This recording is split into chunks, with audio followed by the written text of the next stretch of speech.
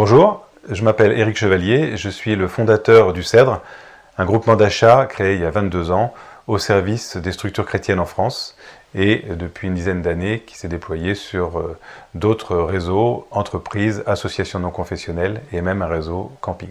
Je suis là pour vous présenter un livre que je viens d'écrire qui s'appelle « Église, tu es belle », qui est le fruit de mon expérience au CEDRE où j'ai vu tous ces visages de l'Église et qui m'ont beaucoup impressionné.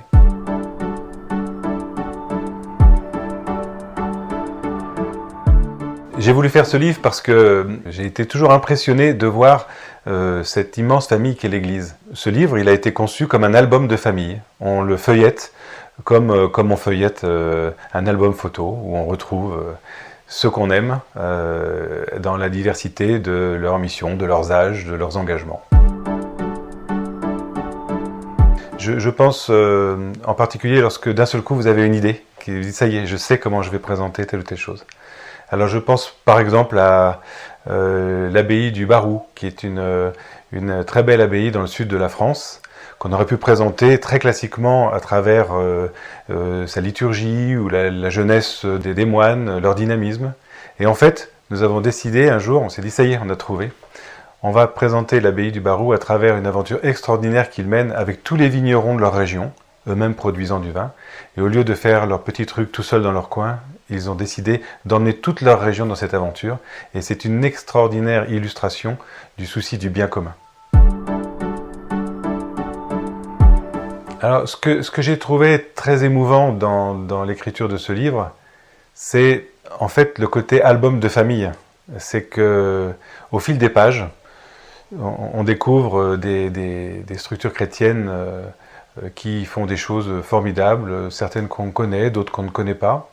Et pour moi, qui les connais tous et toutes, j'ai trouvé extrêmement émouvant de les mettre tous ensemble et de voir se dessiner petit à petit comme un kaléidoscope multifacette qui est l'Église, et chacune de ces structures ne pouvant pas dire « je suis l'Église à moi tout seul ».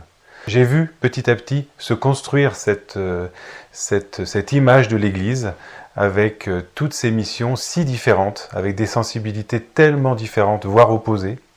Mais finalement, tout ça c'est l'Église. Et ça, c'est ce qui m'a le plus ému. Alors ce livre, je l'ai déjà donné à quelques personnes et puis je l'ai envoyé aux 100 adhérents qui ont participé. Et j'ai des premiers retours qui sont très homogènes en fait sur le fait que ce livre fait du bien. C'est un beau visage de l'Église. Par les temps qui courent où notre Église est critiquée, où on voit sa pauvreté, son péché, et c'est douloureux, eh bien, voir aussi ce qu'elle a de beau, la belle face de l'Église au service du monde, la générosité de ses membres, ça fait du bien. Voilà. Et ce livre, c'est ça, c'est ce message-là, c'est l'Église est belle, ce qui ne veut pas dire qu'elle n'a pas ses défauts, mais elle est belle dans sa diversité et dans sa disponibilité au monde. Alors ce que je retiens de cette aventure, c'est beaucoup d'émotions, beaucoup d'enthousiasme, et puis un regard renouvelé sur la mission de l'Église et sa beauté dans la diversité des charismes mis en œuvre par les uns et les autres.